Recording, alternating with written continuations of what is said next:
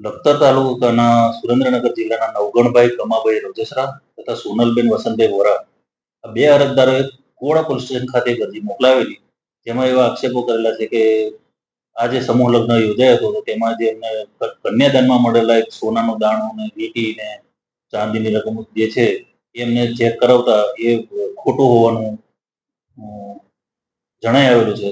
જે બાબતની અરજી એમને કોડા પોલીસ સ્ટેશન ખાતે કરેલી હતી, પરંતુ કોડાવડ પોલીસ સ્ટેશનની હદ ન લાગતી હોય જેથી કોડાવડ પોલીસ સ્ટેશનથી આ અરજીને ટ્રાન્સફર કરીને એરપોર્ટ પોલીસ સ્ટેશન ખાતે મોકલવામાં આવેલ છે.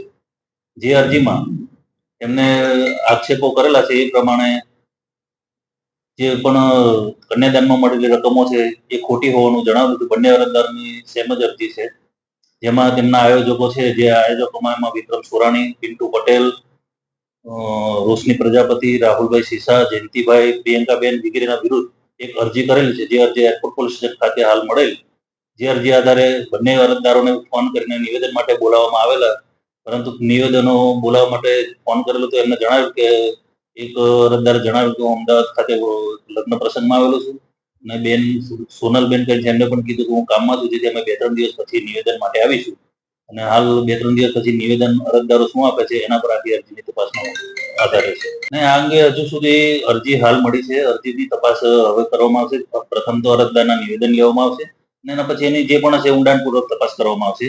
કારણ કે આ એક મોટી ઘટના છે. જો આના યોગ્ય તપાસ ન થાય તો દિશાહીન તપાસ પણ થઈ શકે. અત્યારે કેવું કેવું દિશાહીન હોઈ શકે, માટે અરજદારના નિવેદન પછી યોગ્ય તપાસ કરવામાં આવશે આમાં, અને જે પણ હશે સતુર બહાર લાવવામાં આવશે. હા, અરજદારના નિવેદન પર આધાર છે.